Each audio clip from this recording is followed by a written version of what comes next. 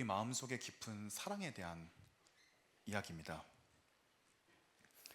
즉, 탐심이라고 하는 것은 현대문화에서 내가 누군가를 사랑할 것인가 하느냐에 대한 문제라는 얘기입니다.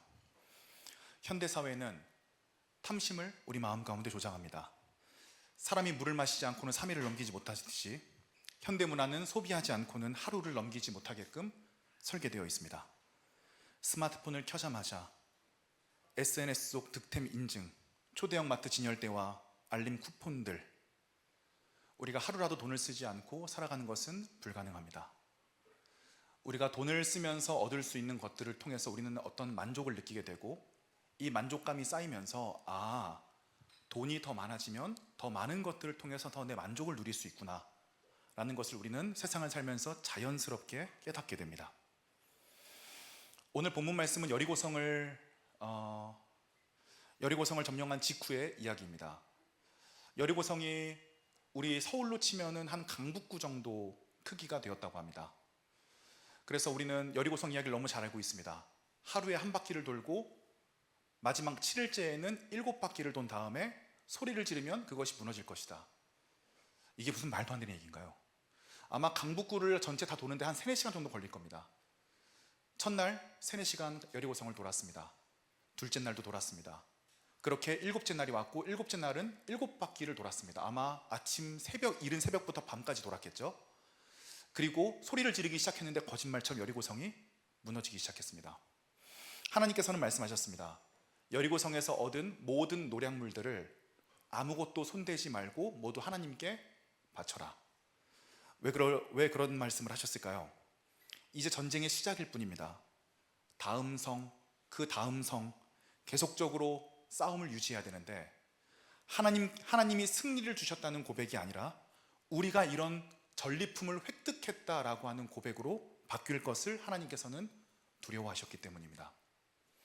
마찬가지로 우리가 인생을 열심히 하나님과 살아가다 보면 어떤 커리어도 쌓게 되고 더 많은 것들을 소유하게 됩니다. 그런데 하나님께서는 저와 여러분에게 철저히 말씀하십니다. 너의 삶에서 얻은 성과를 철저히 하나님께 돌려드려라. 오늘 본문은 아간이 하나님께서 말씀하신 여리고성의 소유물을 얼마만큼 속여 빼앗았는지에 대해서 이야기하고 있습니다. 그가 노력한 물건 중에는 신할산의 아름다운 외투가 한 벌이 있었습니다. 또 잠시만요. 이 신할산의 외투라고 하는 것은 지금으로 치면은 샤넬 같은 거라고나 할까요? 희소 가치가 있었고 높은 신분을 상징했습니다. 신학자들의 의견에 따르면 은 200세겔 정도 된다고 합니다. 은 200세겔이면 지금으로는 하루 노동자가 평생을 벌어야 가질 수 있는 금액입니다. 또 두 번째로는 은 200세겔을 가졌습니다. 금, 은 같은 경우는 당시에도 최고의 현금성 유동자산이었습니다. 금막대기까지 손에 넣었습니다. 눈은 계산을 끝냈고 마음은 감정을 일으켰고 손은 이미 전리품에 가 있었습니다. 탐심은 이렇게 빠른 속도로 언제나 우리 마음을 지배해버립니다. 그렇다면 우리 마음 가운데 탐심이 일어나는 이유는 무엇일까요? 심리학에서는 3가지 이야기를 합니다. 첫 번째, 결핍 공포가 있습니다. 뭘까요? 내가 지금 가진 것으로는 미래에 안전이 보장되지 않을지도 모른다는 데에서 오는 불안입니다. 두 번째로는 정체성 불신입니다. 내가 누구인가를 하나님의 형상에서 찾지 않고 소유물로 찾으려고 하는 비참한 심리입니다. 세 번째로는 사회적 비교입니다. 내가 어떤 물건을 갖고 있느냐에 따라서 내 사회적인 위치가 달라진다고 생각하는 것입니다. 더 갖지 못하면 뒤처진다라고 하는 이러한 사상을 SNS가 굉장히 많이 부추기고 있다고 생각합니다. 그런데 아간의 범죄는 거기서 끝나지 않았습니다. 아간이 범죄한 사실을 모르는 이스라엘 백성들은 아이성으로 쳐들어갔습니다. 아이성은 산꼭대기에 있는 매우 작은 성이었습니다. 여리고성, 첫 싸움부터 가나안 땅에 있는 가장 큰 성을 무너뜨렸으니 이제 저 작은 아이성은 아무것도 아니다. 하지만 그 아이성에서 비참하게 패배했습니다. 하나님께서는 말씀하셨습니다. 너희 중에 나의 물건을 훔친 자가 있다. 그 사람이 바로 아간이었습니다. 아간의 범죄가 위험했던 이유는 아간 한 사람의 탐심으로 인한 범죄가 하나님의 뜻을 망칠 수 있는 굉장히 커다란 심각한 죄를 지었고, 이것이 공동체의 패배로 이어졌다는 사실입니다. 이것이 우리 한 사람 한 사람에게 해주신 하나님의 말씀입니다. 우리는 우리 스스로가 탐심을 갖지 않아야 된다, 나의 도덕성을 위해서 정도가 아니라 우리 한 사람의 실패가 우리 공동체 전체의 실패로 이어짐으로써 하나님의 뜻을 잘못하면 위협할 수 있는 지경에 오른다는 사실을 깨달아야 하는 것입니다. 자, 그럼 탐심을 이기기 위해서는 어떻게 해야 될까요?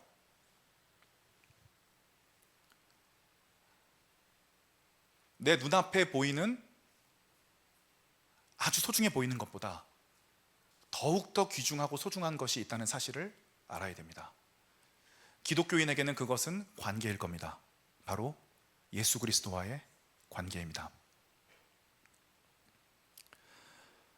최근에 일본에서 사역을 하신 한 안채분들이 저를 찾아오셨는데, 지난 20년간 후쿠오카 지방에서 일본과 친밀하기 위해서 많은 노력을 기울였고 많은 성과를 거뒀답니다. 특별히 본인들이 소개하고 발굴한 유적지가 유네스코 세계문화유산에 등재되면서 후쿠오카의 모든 공무원들이 자기들에게 굉장히 호의적으로 돌아서기 시작을 했고, 이제 조금 더 지경을 넓혀서 도쿄로 선교 지경을 넓히기를 원한다는 것이었습니다. 그분들의 주장은 그것이었습니다. 땅끝까지 전하면 예수님께서 오신다고 했는데 사실 동쪽 끝은 한국이 아니라 일본이다. 동쪽 끝으로 가기 위해선 반드시 일본까지 복음이 전해져야 된다. 다들 아시다시피 일본은 전체 복음 화율이 2%였습니다.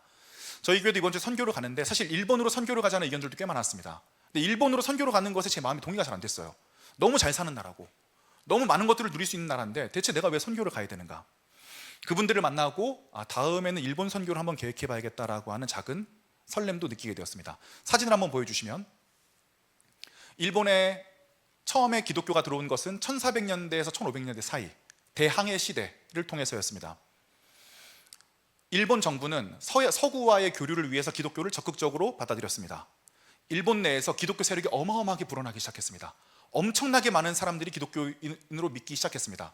임진왜란을 일으켰던 주범 중에 한 명인 도쿠가와 이에야스 때쯤 됐을 때에 정부가 기독교인들을 위험 세력으로 생각하기 시작했습니다. 일본은 쇼군 문화가 있기 때문에 위에 윗대가리 한 명만 회심을 하면 그 밑에 있는 1, 2만 명의 농민들이 다 예수님을 믿어야 된답니다. 근데 이제 일본인들이 예수님을 굉장히 열심히 믿었던 이유가 사무라이 정신이 있기 때문에 한 번 주군으로 모시면 절대 배신하지 않는다, 이런 생각들이 많았대요. 그러니까 일본인들이 예수님을 주군으로 모시기 시작한 거예요. 그러니까 도요토미 히데요시를 주군으로 모시지 않는 일들이 생겨나게 되었습니다. 일본에서 대대적인 박해가 일어났습니다. 교회사 역사상 가장 끔찍한 대박해 중에 하나였습니다. 마을마다 예수 그리스도와 성모 모리아가 그려진 이 족자를 갖고 다니면서 바닥에 깔고 마을 사람들이 모두 거기에 침을 뱉고 지나가게 했습니다. 만약에 침을 뱉지 못하거나 발로 밟고 지나가지 못하는 사람은 그 자리에서 즉결 사형했습니다. 수많은 배교자들이 생겨났고 수많은 사람들이 처형당했습니다. 자세한 내용은 마틴 스콜세지 감독의 사일런스란 영화에서 굉장히 잘 다루고 있습니다. 일본에서 신분사회 속에서 차별받던 일본인들이 천국이라는 소망을 가지고 죽음 끝까지 항거했던 그 모든 장면들이 그 영화에 담겨 있습니다. 예수님을 주군으로 섬기던 사무라이들이 끝까지 예수님을 포기하지 않았습니다. 그들끼리 연합을 하여서 세키가하라라고 하는 성에 마지막으로 모여서 도쿠가와 이에야스 정부와 마지막 한판 승부를 하게 됩니다. 결과는 어떻게 됐을까요? 세키가하라 성에 있는 기독교인들은 한 사람도 빠짐없이 전부 죽게 되었습니다. 그때부터 지금까지 기독교는 일본에서 커다란 박해를 받아왔습니다. 일본이 기독교로 허용한 지가 한 80년, 70년 정도밖에 되지 않는다고 합니다. 그런데 그때 예수님을 주군으로 삼았던 사람들이 산속으로 들어가고 동굴 속으로 들어가면서 끝까지 예수님을 섬기기 시작했습니다. 그들이 예수님을 믿기 위해서는 몇 가지 전제 조건이 있어야 됐습니다. 첫 번째, 유물을 남겨서는 안 됩니다. 책이나 어떤 글을 남겨서는 안 됩니다. 적발시 바로 사용당하기 때문입니다. 두 번째는 유적을 남겨서는 안 됩니다. 자, 그럼 제가 일본의 기독교인들의 유물을 몇 개 준비해 왔는데 방금 거 다시 보여주세요. 보시면 유물처럼 보이는데 위에 뚜껑을 덮으면 누가 봐도 불교 첨탑처럼 생겼습니다. 불교 첨탑으로 위장하고 그 안에 십자가를 내장해서 일본의 기독교인들이 이 십자가를 보면서 신앙생활을 했습니다. 일본엔 아주 독특한 문화들이 형성되기 시작을 했는데, 그 일본에 남아 있는 그 핍박받았던 그리스도인들 노인들의 모임이 아직도 있대요. 그 모임에 가면 주기도문을 연불처럼 외운대요. 주변 사람들이 보았을 때 기독교 주기도문으로 알아듣지 못하고 연불을 외는 것처럼 알아듣기 위해서 주기도문이 연불처럼 발전을 했습니다. 다음 사진을 보여주시면요, 기독교 마경이라고 하는 것인데, 십자가를 보관할 수가 없으니까 마경을 만들어서 그 어두운 곳에서 거울에 빛이 비추면 그 안에 십자가 형상이 나타나게끔 유물을 만들었습니다. 그 다음을 보여주시죠. 이곳은 도요토미 히데요시가 기독교인들을 학살할 때 남은 기독교인들마저 모두 죽이기 위해서 저 다리 위에 사람들을 세워놓고 예수를 부인해라, 예수를 욕해라. 근데 그 중에 26명이 예수를 부인하지 않았습니다. 그래서 그들의 귀를 자르고 사람들의 본보기로 삼았던 장소가 남아 있습니다. 넘어가 주시면요, 겐나 순교비라는 곳도 있고요. 화형당했다고 해요. 여기서 넘어가 주시고요. 불상처럼 보이지만 성모 마리아가 아기 예수를 안고 있는 모습을 유물로 남긴 것입니다. 그 다음으로 넘겨주시면, 보시면 하나 아이를 안고 있죠? 예수님을 간접적으로 표현한 겁니다. 넘겨주시고요. 이 탱화도 마찬가지입니다. 그 다음 넘겨주시고요. 이것도 마찬가지고요. 넘겨주세요. 유적을 남기지 않기 위해서 겉을 절처럼 꾸며놓고 그 안에 교회로 위장한 곳이 많았습니다. 특별히 저런 십자가의 음각을 새겨놨는데, 이 종이거든요. 종의 십자가의 음각을 새기기 위해서는 주조 과정부터 십자가를 새길 계획을 하고 주조가 들어가야 됩니다. 의도적으로 신앙인들이 자신의 신앙을 지키기 위해서 종에 몰래 십자가를 새겨놨다는 것을 알 수 있습니다. 그 다음으로 넘어가 주시죠. 마지막인가 봅니다. 그분들이 말씀하셨습니다. 이 일본에 수많은 기독교인들이 신앙을 지켜왔다는 이 유적과 유물들이 전혀 남아있지 않은데, 글들이 남아있지 않은데, 이것을 우리가 한번 전도사님과 사람들에게 알리고 싶다. 정말 일본에 순교를 각오하고 신앙생활했던 수많은 사람들이 있으며 그 마지막 후손들이 아직 일본에 남아있다는 사실을 일본 사람들이 기억했으면 좋겠다. 일본을 위해서 우리가 자료를 남기고 싶다. 그래서 감사하게 일본으로 초청을 해주셨고, 아마 9월 중에 몇 번 일본을 다녀오면서 이 영상들을 좀 촬영을 할 예정입니다. 이번에는 카자흐스탄으로 저희가 선교를 떠나게 됐는데, 말씀드렸던 것처럼 카자흐스탄은 형식적으로는 종교의 자유가 있지만 카자흐스탄 사람들은 다른 종교를 섬길 수가 없습니다. 카자흐스탄 사람들이 예수 그리스도를 믿기 위해서는 항상 사람들의 감시를 받아야 되고, 또 지방 마을은 여전히 우리나라 5, 60년대의 시종 마을가 같기 때문에 한 명이 기독교인으로 개종을 하면 그들의 부모와 친척들까지 그 마을에서 인정을 받지 못하고, 카자흐스탄 사람들은 땅에 묻히지 못하는 걸 굉장히 두렵게 생각한대요. 시종 마을에서 예수님을 믿으면 배척을 받게 되고 그 땅에 묻히지 못한다고 합니다. 그래서 아직 수많은 기독교인들이 있는데 그들이 기독교인이라고 하는 자신의 정체성을 드러내지 못하고 삶을 살아가고 있습니다. 저희가 두 분의 선교사님과 사역을 함께 하게 돼요. 메인 선교사님, 저희가 가는 선교사님은 배 선교사님이시고요, 배 선교사님께서 소개해 주신 선교사님이 박 선교사님이십니다. 배 선교사님은 중국 선교사 1세대신데 중국에서 복음을 전하다가 추방을 당하셔서 3년 전부터 카자흐스탄에 선교를 하고 계시고, 박 선교사님께서는 우즈베키스탄에서 복음을 전하다가 추방을 당하셔서 예배를 드리다가 쳐들어왔대요, 경찰들이. 그래서 추방을 당하셔서 카자흐스탄에서 지금 한국어 교사 자격증을 따서 그곳에서 간접적으로 복음을 전하기 위해 노력을 하고 계십니다. 저희가 이번에 박 선교사님의 아내분께서 한국에 들어오셔서 함께 식사하는 자리를 가졌는데요, 선교사님들께서 말씀하시기를 쉽게 열매가 맺힐 거라고 기대하지 않는다. 우리는 이곳에서 한국어를 열심히 가르칠 것이고 우리의 삶을 간접적으로 보여줄 건데, 우리가 반드시 이 안에서 카자흐스탄 사람들을 한국으로 유학 보내고 싶다. 카자흐스탄이 한국으로 유학 가는 게 꿈이래요. K-팝 열풍 때문에 한국인들에 대한 그 환상이 그렇게 강하다네요.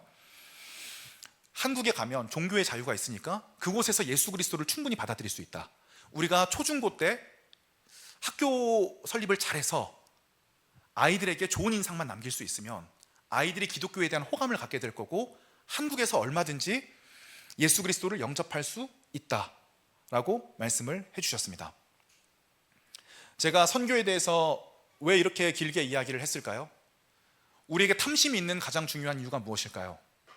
바로 하나님의 꿈을 꾸어서가 아닌 나의 꿈을 꾸기 때문입니다. 하나님의 유익이 아닌 나의 유익을 추구하기 때문입니다. 오해하지 않았으면 좋겠습니다. 나의 유익을 추구하는 게 나쁘다는 이야기가 아닙니다. 나의 유익을 추구해야 됩니다. 하지만 나의 유익을 추구함이 내 마음속 가장 깊숙한 곳, 하나님이 계셔야 되는 곳을 침범해서는 안 됩니다. 즉, 돈을 사랑하고 물질을 사랑하되 하나님보다는 덜 사랑해야 되는 것입니다. 이것이 바로 제자입니다. 그러므로 예수님께서는 안으로 제자를 기르셨고, 제자를 기르는 것이 곧 선교가 되었습니다. 예수님을 주인으로 삼은 수많은 사람들이 밖으로 나가 복음을 전하기 시작했고, 자연스럽게 선교가 시작되었습니다. 우리가 복음을 전해 듣고 구원받은 이유는 무엇입니까?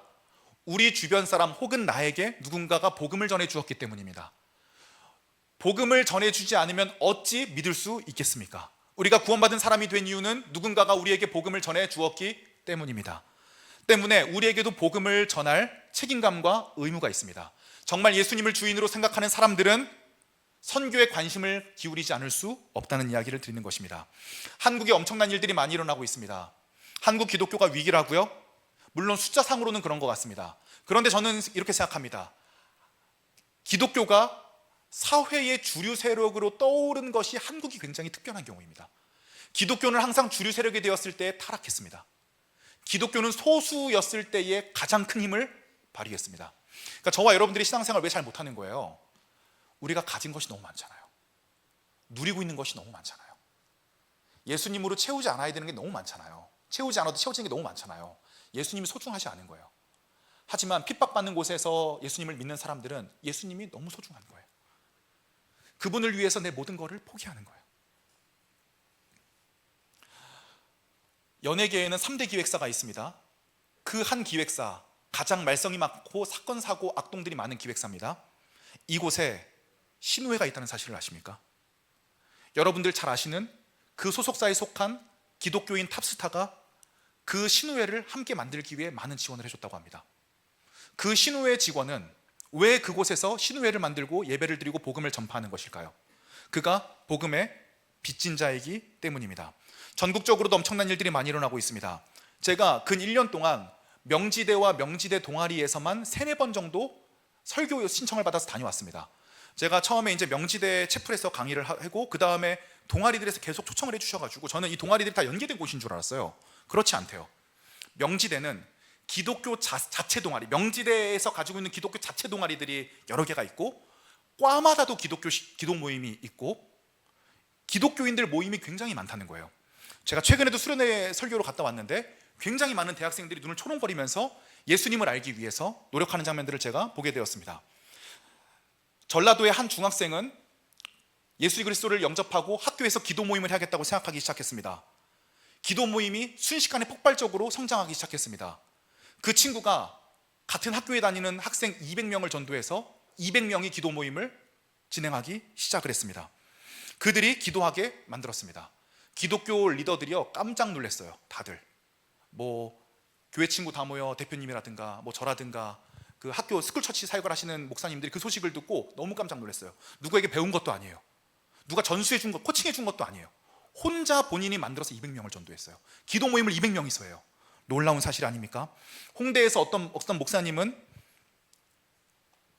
클럽 앞에서 금요일 밤마다 전도를 하기 시작을 했습니다. 전도가 당연히 안 되겠죠. 같이 전도하는 청년 중에 한 명이 전기차, 그 좋은 메이커 전기차를 끄는 청년이 있었대요. 그래서 그 청년의 전기차를 두고 그 앞에서 달고나를 굽기 시작했답니다. 달고나를 무료로 나눠주기 시작했대요. 클럽에 술 취한 친구들이 와서 물어보기 시작했답니다. 달고나를 왜 주시는 겁니까? 제가 목사입니다. 그랬더니 그 술 취한 친구들이 자기 상담을 하기 시작을 했다고 해요. 그렇게 홍대 클럽 앞에서만 50명을 전도했다고 합니다. 제가 작년 이맘때쯤에 성신여대에 나갔는데 수많은 청년들이 전도하고 있는 걸 보았습니다. 당연히 신천지인 줄 알았습니다. 당시 여자친구였던 지금의 아내에게 핸드폰을 쥐어주고 영상을 찍어라. 그래서 제가 제 핸드폰으로는 녹음기를 켜놓고 다가가기 시작을 했습니다. 다가가서 한참 설명을 들었어요. 얼마나 어떻게 설명하나 보자.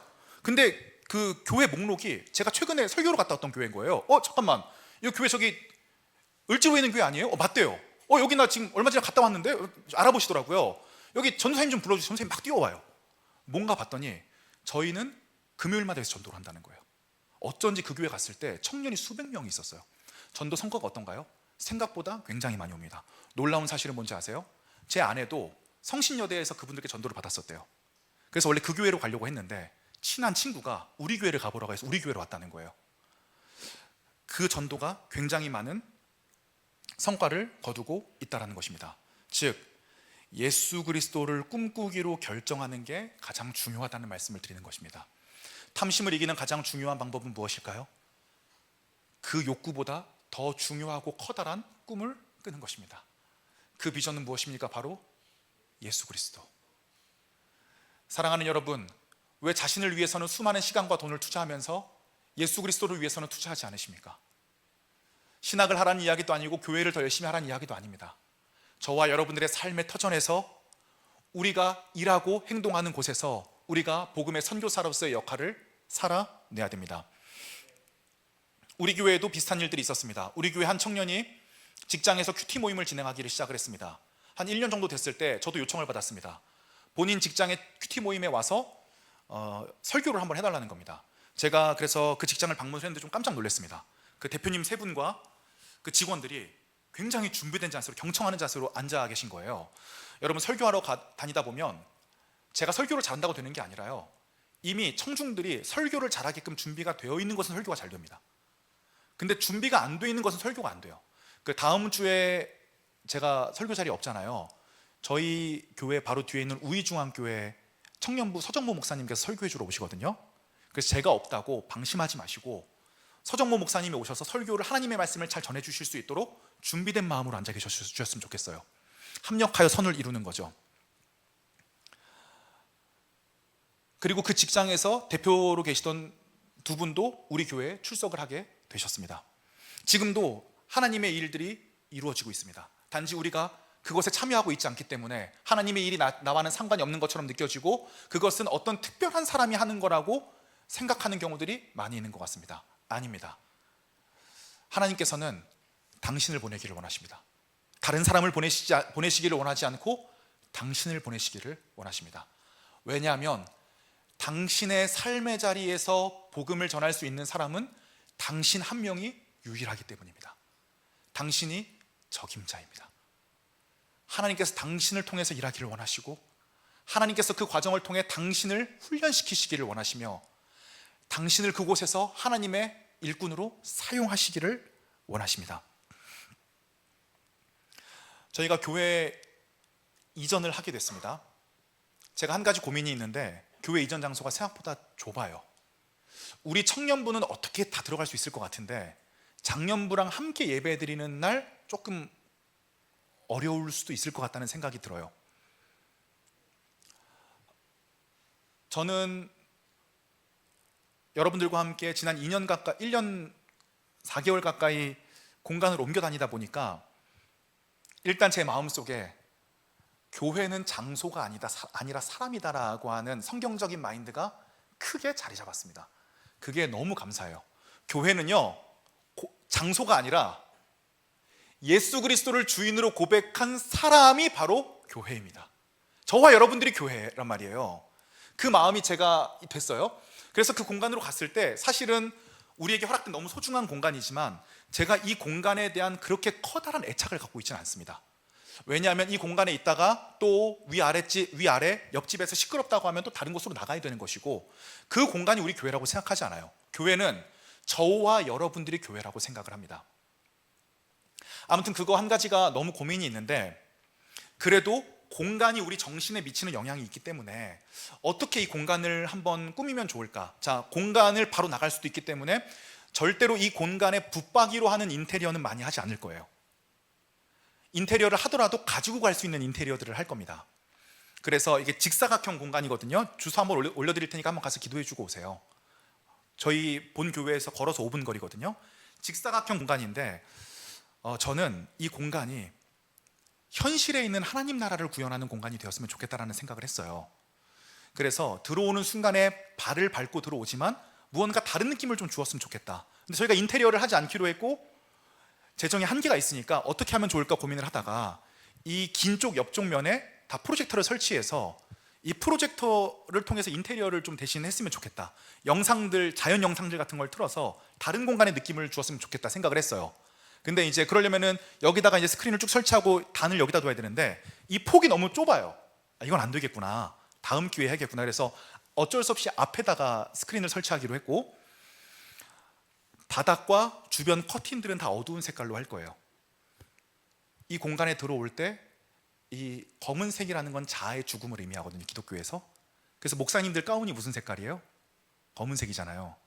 강단 앞에 섰을 때 목사님의 자아가 죽어야 된다는 의미를 가진 게 검은색입니다. 그래서 어두운 색깔로 하고 앞에만 그 화면을 통해서 멀리서 하나님 나라를 볼 수 있는 그런 느낌을 주었으면 좋겠다. 제가 그렇게 기도를 하고 있습니다. 원래대로라면 제가 이 부분에 대해서 더 기도하고 신경을 썼을 텐데, 지금 1일 1영상, 카자흐스탄 선교, 그 다음에 외부 사역과 여러분들 신방 이런 것들이 다 겹치면서 제가 여기다 신경을 많이 못 쓰고 있고, 대신에 맡은 청년들이 굉장히 많은 신경을 써주고 있어요. 너무 감사한 마음뿐입니다. 그래서 우리가 이 공간으로 이사를 간 다음에는 저도 선교에 더 많은 중점적인 그 역량을 쏟을 생각을 하고 있습니다. 저희 새가족팀에서도 새신자 행사를 준비하고 있고, 저도 직접 나가서 전도해보는 경험을 더 풍부하게 갖기 위해서 이제 권정수영제나 뭐 이렇게 우리 교회 청년 리더들하고 같이 뭐 솜사탕, 붕어빵, 그 다음에 뭐 파전 이런 거 하나, 노점 하나 구해가지고 좀 나갈 거예요. 그래서 앞에다가 써놓을 겁니다. 우리 교회 나올 거면은 무료, 그 다음에 안 나올 거면 500원, 이런 것들을 통해서 좀 전도를 하고, 저도 실질적으로 사람들에게 그냥 우리 교회 나와보세요 정도가 아니라 실제로 거리에서 복음을 전하고 영접을 하는 과정들을 영상으로 좀 촬영을 하고, 우리 교회가 한 발 더 빌드업돼서 이제 제자에서 선교로 나아갈 수 있는 발판을 하반기에는 마련을 하려고 합니다. 사랑하는 여러분, 탐심에 대해서 이야기를 많이 해야 되는데 비전에 대해서 이야기를 더 많이 했습니다. 탐심은 이상한 것이 아닙니다. 하지만 탐심이 하나님의 자리를 대체하기 시작하는 순간에 그것은 죄의 온상이 되어버립니다. 이렇게 했으면 좋겠는 거죠. 탐심 없는 사람이 어디 있겠어요, 그렇죠? 우리가 그 탐심과 끝없이 싸울 수 있는 사람이 됐으면 좋겠는 거예요. 율법적으로 탐심 못 이기면 넌 죄인이야가 아니라, 기독교인은 예수 그리스도를 사랑하기 때문에 탐심과 싸워나갈 수 있는 사람이다. 우리가 오래도록 괴로워했으면 좋겠습니다. 내 안에 탐심, 나도 어찌할 수 없는 나의 죄성, 예수님을 대체하기 위한 나의 감각과 욕구 때문에 내가 오래도록 괴로워하다 보면 그 괴로움 속에서 내가 이 탐심을 왜 이겨내야 되고 왜 탐심보다 예수 그리스도가 더 중요한지에 대한 필연성이 도출될 거라고 생각합니다. 그 필연성이 도출된 이후에야 우리는 탐심과 싸울 수 있는 면역력을 얻을 수 있고, 탐심과 싸울 수 있는 면역력이 생겨야 그때부터 이제 영적 전쟁을 시작할 수가 있는 거죠. 단순히 내가 탐심이 들었어, 나 죄인이야, 나 쓰레기야, 이런 방식으로는 영적인 접근이 이루어질 수 없는 것 같아요. 그 탐심을 마음에 품고 탐심보다 예수님을 사랑하기 위해서 끝없이 싸워나갔으면 좋겠습니다. 실천 사항을 말씀드리겠습니다. 오늘 목장 모임에서 이 실천 사항 중에 하나씩 한번 선택해서 해보셨으면 어떨까 싶어요. 첫 번째, 시간을 들이기 위해서 큐티를 한번 해보는 것입니다. 두 번째, 감사일기를 3줄 정도 적어보면 어떨까요? 내가 예수님을 얼마나 사랑했는지요. 세 번째, one in, one out. 이거 좀 많이 했으면 좋겠네요. 하나를 구매하면 하나를 흘려보내는 거예요. 가방 하나 구매하면 가방 하나는 필요한 사람에게 흘려보내보는 거예요. 네 번째로는 비교를 금식하는 것입니다. SNS를 줄이는 거예요. 다섯 번째는 무기명 헌금해보기. 참, 우리가 헌금할 때도 이름을 쓰는 게 우리에게 너무 좋지만 또 때로는 하나님 앞에 이게 너무 사람에게 보이려고 우리가 또 헌금을 하는 것이 아닌가 이런 생각이 들 때도 있는데, 금액과 상관없이 어디에 헌금하든지 상관없이 일정 금액의 마음을 담아서 무기명으로 후원을 한번 해보는 거예요. 탐심보다 예수 그리스도가 더 중요하다고 하는 우리 마음의 상징입니다. 생각해보니 여러분께서 이미 탐심보다 예수 그리스도가 여러분 안에 있다는 것을 증명해 주셨습니다. 예준팀의 선교 후원 행사를 통해서 여러분들이 모금해 주신 금액이 총 500만 원입니다. 금액을 받아보고서 깜짝 놀랐습니다. 이렇게 했으면 좋겠어요. 이렇게 큰 금액이 들어올 줄 몰랐어요. 그래서 절반인 250만 원은 떼어서 이번 카자흐스탄 선교사님들께 헌금하고 싶습니다. 이번에 저희가 선교지가 카자흐스탄에 두 곳이다 보니까 헌금을 두 곳으로 나눠서 해야 되거든요. 그런데 인원이 적다 보니까 헌금을 두 곳으로 어떻게 나눠서 해야 될지 고민이 많았어요. 그런데 예준팀이 모금을 해주셔서, 여러분들이 너무 많은 후원금을 해주셔서 제가 근심을 덜었습니다. 그래서 저희가 모은 헌금하고 여러분들이 모은 헌금을 합하여서 두 갈래로 나눠서 카자흐스탄에 계신 두 분의 선교사님께 저희가 한 푼도 쓰지 않고 헌금하고 오겠습니다. 그리고 나머지 250만 원은 저희가 12월 달에 네팔 선교를 가는데 여러분들께 네팔 선교 간다고 또 모금하기가 너무 죄송스러워요. 그래서 그 금액은 네팔 선교 때 선교사님께 헌금하는 금액으로 사용을 하겠습니다. 중계동에 가면 한 교회가 있습니다. 성도들이 수천 명 모이는 중대형 교회입니다. 이 교회는 재정의 법칙이 신기합니다. 한 주에 들어오는 재정 중에, 한 달에 들어오는 재정 중에 500만 원을 빼고는 모두 선교한다. 저희 교회도 좀 선교해 줬으면 좋겠어요. 그 교회가, 우리 교회도. 근데 우리 교회는 아마 안 해줄 거예요. 우리 교회는 우리가 있으니까 안 해줄 거예요. 더 필요한 교회들이 받아야겠죠. 그래서 그 교회는 정말 많은 재정을 모을 수 있는 교회임에도 불구하고 매달 500만 원을 제외하고는 모두 지출합니다. 여기 운영위원회에 계신 분들 있으시잖아요. 제가 이거 의견 내면 여러분들 따라와 주실 수 있을까요? 우리가 아직 그 믿음이 저도 안 될 것 같아요. 근데 제가 이런 말씀 드리는 거예요. 우리가 꼭 그 제도를 하자는 게 아니라 우리의 마음이 정말 예수 그리스도께 있었으면 좋겠다. 돈에 있는 것이 아니라 예수 그리스도께 있었으면 좋겠다. 그 마음 가운데 예수 그리스도께서 물질을 저와 여러분들에게 부어 주실 것입니다. 사랑하는 여러분들의 마음을 가지고 카자흐스탄을 잘 갔다 오겠습니다. 카자흐스탄에서도 1일 영상이 계속되니까요. 종리스찬 TV로 이제 확인을 해주시면 얘네가 뭔 일을 하고 있구나, 이런 것들을 좀 확인하실 수 있지 않을까 싶습니다. 건강하시고 2주 뒤에 뵙겠습니다. 이 찬양 함께 불렀으면 좋겠습니다.